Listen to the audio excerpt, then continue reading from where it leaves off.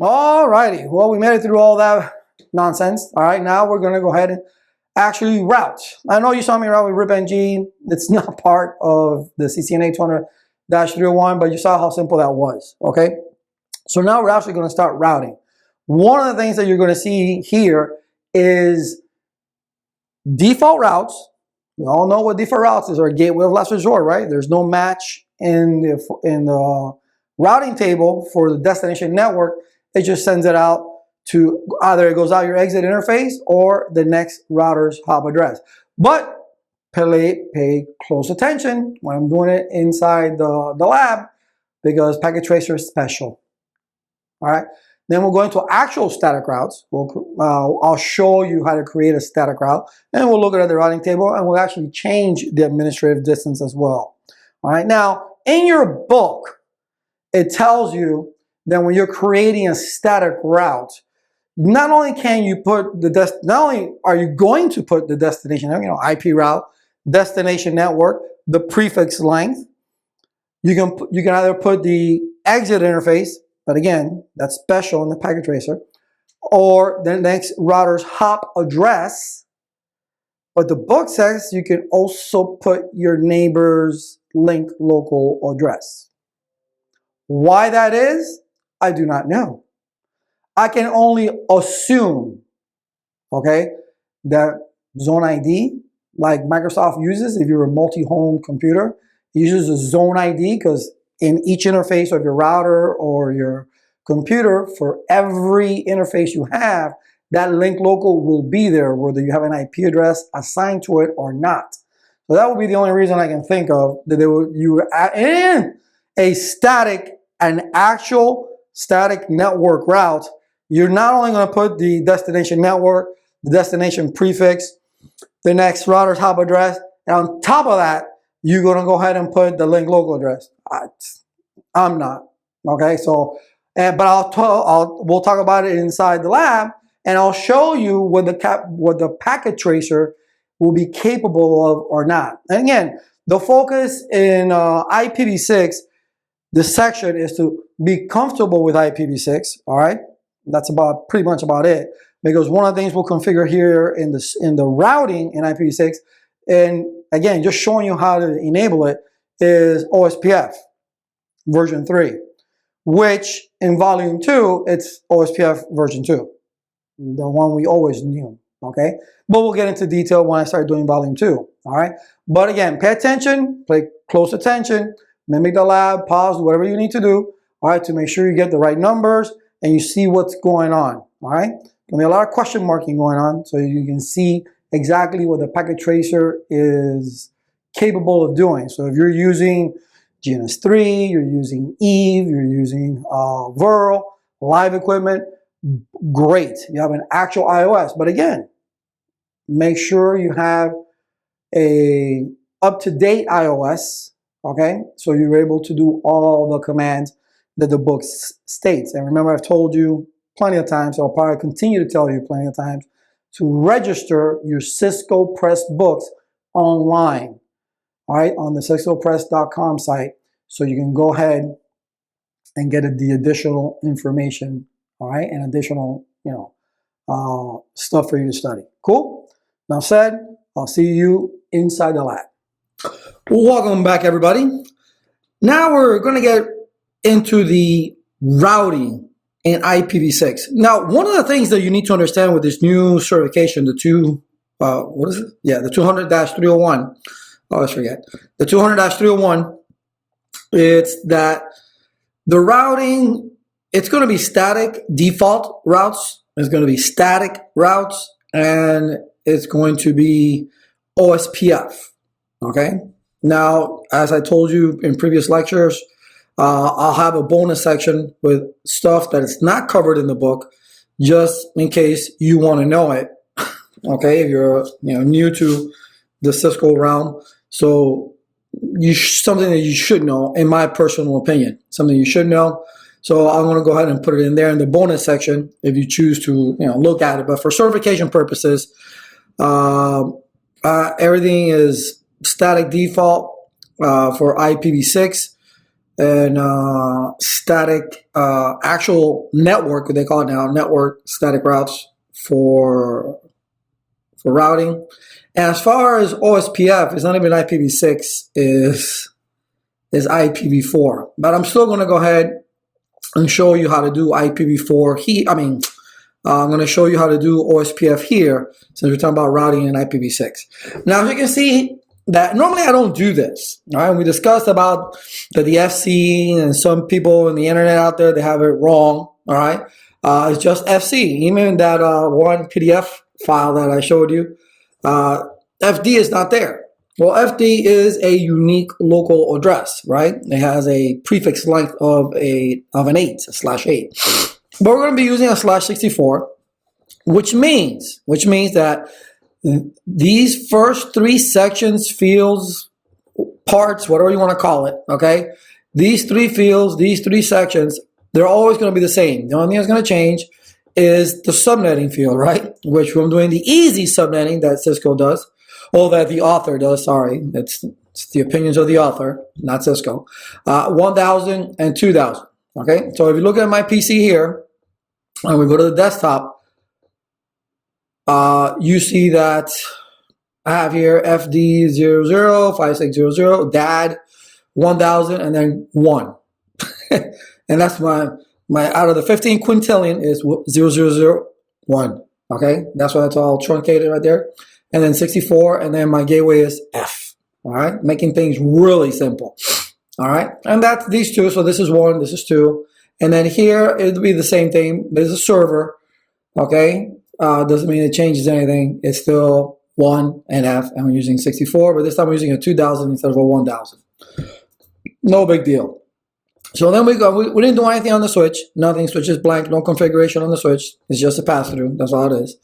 All right. And you can see I already put the IP addresses on there. I'm sorry. Let me hit enter. Oh, okay. Let me do a show IPv6 in brief. Gotta change my voice to sound more professional. All right. All right. So this is obviously your unique local address. All right. You just generate it randomly. It's always going to be there. This is your link local address, which it replaced the APIPA, the 169.254. This is a non-routable address, but in IPv6 you can actually, you can actually use it. If it's a point-to-point connection between routers, you can actually use it, but they're not routable addresses. Okay. And then you have your local, all right? Your unique local address, which is the gateway for this particular one. All right. And then you have this public. And I decided to use 3 because that's part of our range. Before it only said 2000, right? So now we know it's 3. So 3 FFF. So I want to use 3000. All right. And then 4800. And then I want to know my alphabet. So A, B, C, D. And then I picked 3000 again, just because. And then 1. Why 1? Because it's the first one. Okay. And I did put a 64 there. Let's see if they have that command here. Show IPv6 protocols. And no, they don't. You see it says connected, it says static, what have you. But it's a 64-bit. All right. If I do a show start, you should be able to see it. There it is. All right. 64. Okay. No big deal. All right. And the same thing goes for this guy. This will be 2, but with the 3000. And then vice versa. This will be 2000 with an F. So no big deal. Now, they cannot talk to each other at this point. So if I wanted to ping, and let me go here because copy paste is your friend. All right, when it comes to IPv6, because those are long ass addresses that I do not want to type. Okay, coming here, I'm going to do ping, and then we're just going to paste it. So we're trying to ping the host on the other side. And we get a reply from our firewall, our gateway. We get a destination host unreachable because we couldn't get there. All right, because there's no routing going on between these 2 routers. So what we're going to do, since this is considered stub routers, we can actually use a default route. Okay, now default route's the same thing as an IPv6 as an IPv4. But again, with this new certification, wonderful, beautiful things come into play. Why? I have no idea. I'm just going to say them because it's what I'm supposed to say, I guess. But yeah, no. Okay, so let's create a default route in IPv6. A default route, which is the gateway of last resort, right? A default route in IPv4 is to match, if it's not on the routing table, we'll use the default route to get to the other side, right? And you see gateway of last resort, what have you, all right? Well, here it's not the case, okay? So because let's do show IP route. You see how show IP route, this doesn't show gateway of last resort or anything like that. You see that? We have EIGRP, connected, static, IGRP, BGP, all the other, but you don't see a gateway of last resort, or you can see candidate default there. You see that, right? And a static. But you don't see that gateway of last resort not set. This is the latest. Let me show you this is the 7.3.0 for the packet tracer, okay? All right, cool. All right, we're using IPv6. We don't have any IPv4 addresses, all right? So let's go ahead in here. Let's create that default route, right? So we go IPv6 route, not router, like I sometimes type. And we're going to use : and then /0. But we're not done there. Apparently this is enough, right? Because we're matching everything with the network, truncated, right? All zeros, : that's what it means. Everything's all truncated, they're all zeros. And then we have an actual prefix length of 0, which means match any prefix length. It doesn't really matter. I'm like, oh, okay. All right, and then, but even though you can put, it says here, look, you can put a dialer interface, you can put an Ethernet interface, you can put a fast Ethernet, get Google, all that stuff. It don't work. It doesn't work. If I just put the exit interface, it won't do it. I got to tell it, hey, listen, man, you got to go. Well, that's just the wrong address. Okay. So what is this? 3000. That's because I was making fun. All right. It's 3048 ABC. 3000 : 48 : what is it? A, B, C, D, : I said 3000 again, right? 3000 : 2. You got to give it the next router's hop address, which is 2. Is the other guy. Right, so I'm going to copy this so I don't have to type it again. All right, Control-C. Oh, why did I do that? So, force of habit. Copy. All right, so we got that in there. All right, I hope we got that in there. Let's do a WR, sorry. Let's do a show IP route, or show IPv6 route. I'm sorry, show IPv6. Look, I didn't even IPv4 do a show gateway route 0. That's funny. Okay, show IPv6 route. Okay, we have here. Oh, I didn't take it. Really? I didn't take it. Really? I gotta type it again.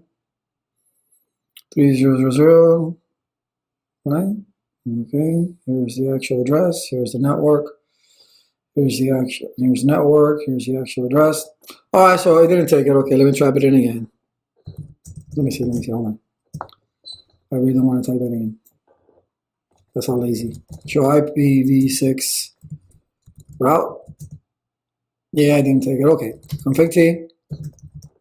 So we go IPv6 route /0, and then it's 3000 : 4800 : ABCD : 3000 : 2. All right, do WR. All right, Control Z. Let's do a show IP in brief. Let's see. Make sure that everything steps up. Okay, those were 2 up. Okay, show IP route. Show IPv6 route.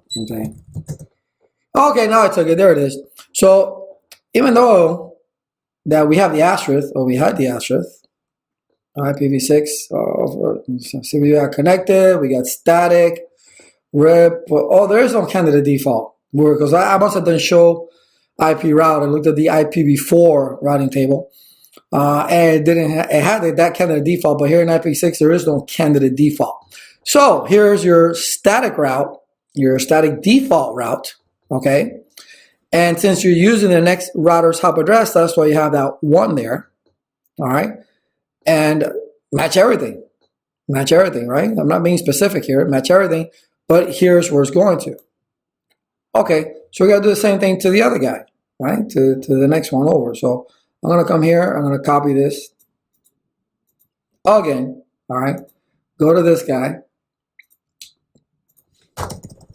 We'll do enable. Let's open it up a little bit more so we can actually see these are long addresses. All right, config T.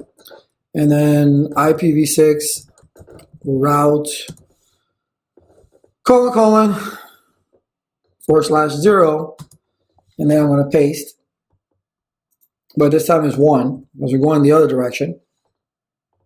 Enter. Do WR. Okay, Control Z. Show IPv6 route. And there we are. There it is right here. There it is. Measure of distance of 1. Okay, and there's where it's going to. All right. So we couldn't ping before. Which one did we use before? We didn't use that one. Let's see if we use this one. Should be in there. Ah, there it is. There it is. All right. So we want to go ahead and then ping. Right? Now we can ping. We're using your default route. All right? But you see it's different in IPv6. When we look at the routing table, it doesn't show us, oh, let's look at it here. All right. Oh, here it is. It doesn't show this is a candidate default route. You should just know by looking at this, okay? That you're matching everything. There's a little asterisk in there. So you tell us that is a candidate default route. All right. Also, if you actually do a static route to the network, one of the other things, which I'm not going to do, by the way, okay? Static routing, it will be the same idea, but instead of doing that, right, you will put an actual route where you'll be config T IPv6 route. I want to go to the FD00:5600. Ooh, that's 25. 5600 DADD:2000. Okay, that's 2000, right? 2000, yeah. //64. And then you put the next router's hop address, which would be 1 in this case. Oh, no, I'm in router 0 too, so it will be that. All right, so that will be creating a static route. Let's copy that just so we can see it. Show IPv6 route. All right, and you can see that we have a static route to this network, which again shows us that's a 1. But now you know exactly which network you're going to. Basically, this default candidate or this default route in IPv6, it's again the same thing as IPv4. You're matching everything, but you got to give it the next router's hop address. Okay, at least in the packet tracer. Unless this is a packet tracer thing, okay, then I can see, okay. But that worked with the packet. You put in the interface as no, sorry. All right, okay. So now we do an actual static route. But what's funny about this static route, all right, let's see, we still have connectivity. Let's see if I broke something. It's always fun to find out if you break stuff, okay? So let's see. No, we didn't break anything. Okay, so we still have connectivity. But this is the thing. Because now, what they want you to do after, because you know how you would do it in IPv4? You can put in, let's say, if you wanted the static route to have a higher administrative distance. I'm sure you still can, okay? What they want you to put is also, if you want, I guess, it's the actual link local address after that. Yeah, no. I'm not going to do that. I'm not going to do that. All right, because, I mean, seriously. Config T. Let me see if I can up arrow. There we go. Let's put a question mark here. Here's the administrative distance. So I can go ahead. Let's change it. Let's put 120. No, that's 150 like we normally would. All right. Let's see if there's something else here. All right. No, that's it. All right. But in your book, it says that you can put the link local of your neighbor. Why in the world you would do that? I have no idea, and I haven't seen anything there that would tell me why you would do that either. All right. So remember, ladies and gentlemen, static routes are static routes, decimal or in hex. All right. The only one of the main differences, obviously, is the address is a pain in the ass to do it in IPv6. But just note, you see that in an IPv4, it will be, hey, I want to go 192.168.1.0 with a mask of 255.255.255.0, and then the administrative distance, right? We want it to be a floating static route. Cool. All right, we can go ahead and do that. In IPv6, we have IPv6 route. All right, and then we go 5600, the 2000, colon, and then the prefix length. So it's the same thing. It's not a mask, so we put the prefix length. And then we're pointing it to our destination, the next router's hop address, okay? So you can do it that way. Now, again, this could be a limitation of the packet tracer where it doesn't allow us to use the exit interface, all right? And as you see, it's not allowing us, as your book states, to put in the link local address, which is the FE80 of your neighbor's address. So, okay, thank you, packet tracer. But that's it. That's static routing. That is static routing. We're in IPv6. Again, this may in IPv4. One of the things in IPv4 that I stated, for the previous certifications, was it's great because there's no router overhead, there's no bandwidth being taken up. No, it's more secure, all this good stuff, right? But it's a headache for you, right? As an administrator, if you have a lot of subnets, what a royal pain in the ass, right? You got to remember all these static addresses. You got to put them in, take them out, put them in, whatever. All right. So it's more of an overhead for you. So imagine now in IPv6, unless I really need to, I can say doing a default route. Okay. So the packets won't get dropped. But to do static routing in IPv6, yeah, no. Unless it's absolutely necessary because I want to send a particular route in a certain direction to do a static route, okay, I'll do that. But if I don't have to, I will not. Okay? For your certification, yeah, just there it is. Right there, right in front of you. And let's see what it looks like. Do we copy this? Do WR. All right, let's see if it shows a different administrative distance. Show IPv6 route. Oops. Oh, there it is, 150, right? So yeah, that's it. But there's no S asterisk now. Unless it's a packet tracer thing, I don't know. Okay, so even though you have your 3 routing protocols, RIP-NG, which is for IPv6, and you have EIGRP for version 6. They're more focused on OSPF. Now I'm just going to show you very, very basic here OSPF, because they don't show you OSPF IPv6. They show you OSPF for IPv4, which I find hilarious. But okay, so let's go ahead. I'm going to show you how to configure OSPF. Since we're talking about IPv6, I'm going to show you how to do OSPF because that is the protocol that you must know. OSPF. All right. Okay, so config T. IPv6 router OSPF and the process ID number, and it says, hey, you got to pick your own process ID. Okay, I'll pick my own route. Okay, so router ID 1.1.1.1 IPv4 version format. Okay, so I configured that. That's it. Interface F0/0 IPv6 OSPF 1 area 0. Next interface. Oops.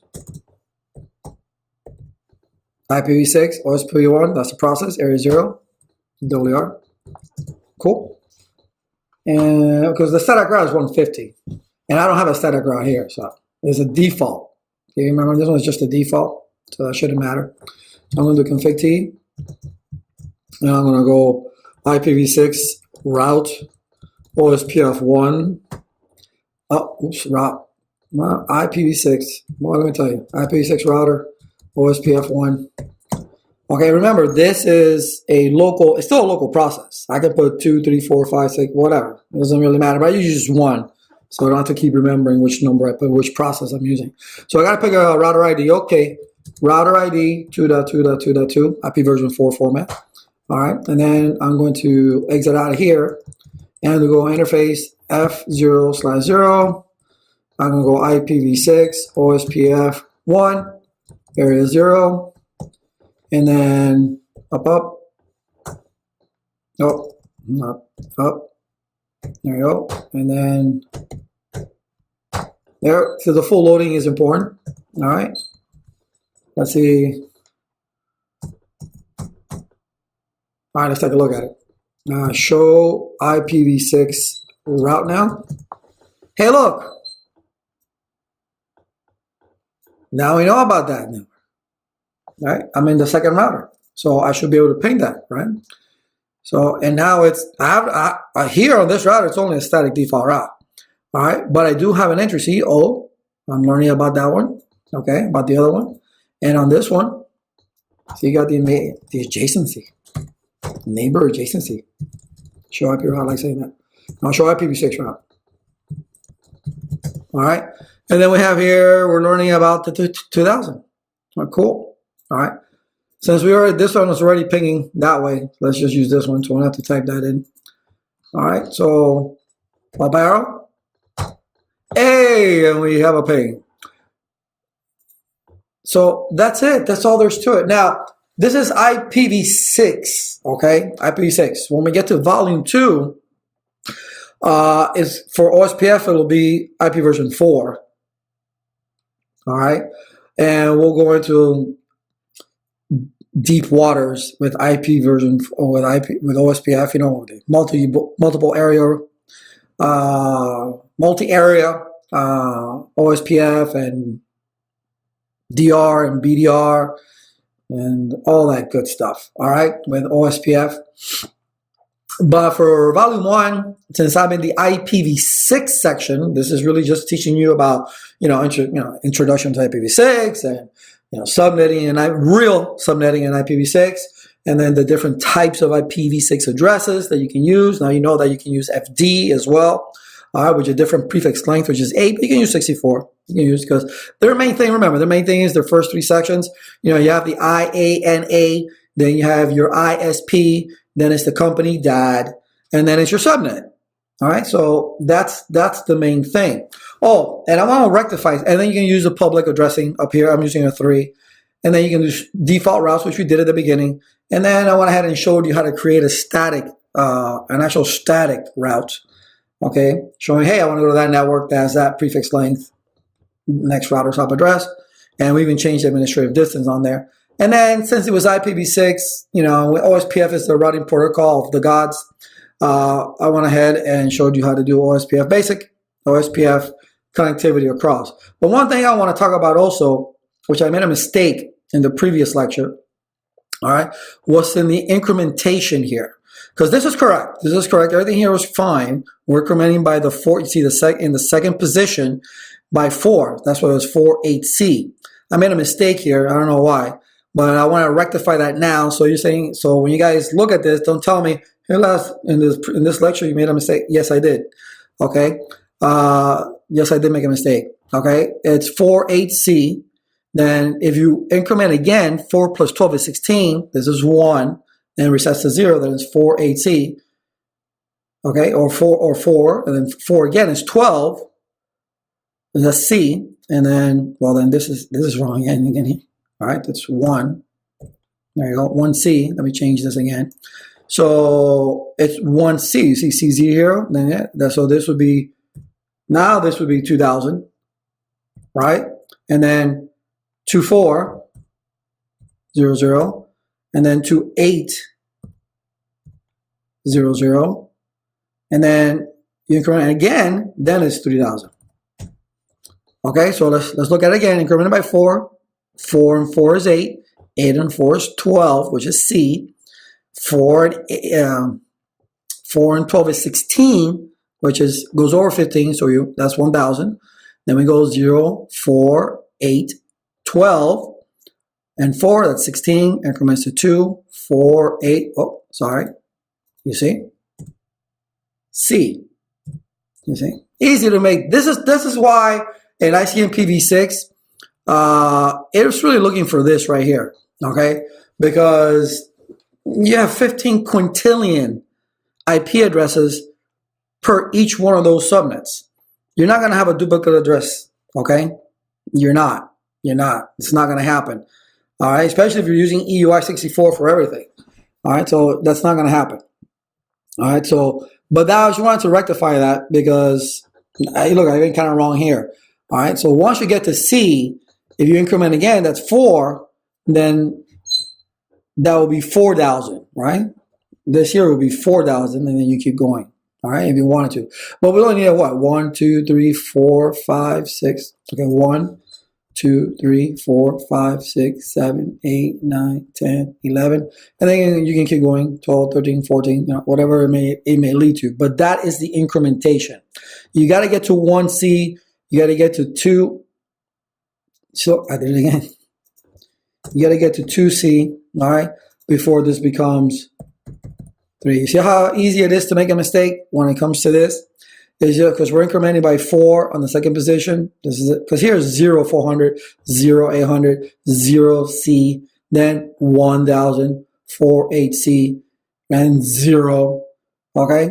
Then 4, 8C, then 0, then 4, 8C, and 0. I mean, 4 in this case. So that's the whole thing with that, okay? That the number to the left increments by 1. But that's it. That's all there's to that. I wanted to make sure that this was correctly done because I think I made a mistake in the previous lecture when it came to that spreadsheet. So I wanted to show you this. But again, you need a 14 subnet, so you can keep incrementing till you get 14 subnets. That's all there's to that, and this will be your new prefix length. Remember, the original prefix length that they gave you was 50. That's why this was the starting line. We needed 14 subnets, so we counted 2, 4, 8, 16. And there's our increment value 4, and that's why we're incrementing by 4 on the second position. On the second position, which is this 0 right here. On the second position, all right? The Y was in the first position at the beginning. Remember, these are hex digits, and each hex digit is 4 bits long. You got to keep that in mind, all right? Because remember, look, 16 bits each. That's it. That's all this this particular section was, just on IPv6 addressing. And the only reason, because in the routing in IPv6 is basically to do it just with default routes and static routes. I wanted to show you using OSPF, version 3, which they don't talk about. Yeah, they talk about the regular OSPF version 2. All right, so I want to talk about OSPF version 3. The only thing that really changes is just how, when you saw static routes that changed, and when you're creating, your default route changed. All right, obviously, there is no candidate default anymore. It doesn't have that little asterisk. And when you're creating static routes, I want to go to this network that has this prefix to the next router's hop address. Okay. But you can also add your neighbor select local, not in the packet tracer though, but in your book you can. So all of you using GNS3, or you're using Eve, using Virl, using live equipment, you can, question mark it and see if that happens. Because that's what you got to do, ladies and gentlemen. That is what you need to do. You need to take this lab, look at it, this particular video, create the lab with the numbers that I've given, okay, if you don't know your own, and then go ahead, pause it. Okay, you put in this number. Let me put in these. Let me write this down. All right, and then that's what you put in. You just mimic it, replicate it, and see. And then if you're using live equipment, question mark right after something and see what that allows you to do, depending on the iOS that you have. All right, and the series of router that you have. All right, so just don't, you got to play around with this stuff. Okay, you got to play around with it. But again, for certification purposes, This is, you know, what you can do, all right? But in the real world is a whole totally different story. There's people that do not want to go to IPv6, and barely anybody, my own ISP doesn't have IPv6, all right? So, because they don't want to deal with it, all right? I guess when the new guys come on board and IPv6 is going strong, because it's been going strong for 20 years, right? Then they'll go, maybe in the next 20 years, finally IPv6 will be fully, you know, 100% in every company out there, okay? But now you know static routes, static default routes, and even OSPF version 3. See you in the next one.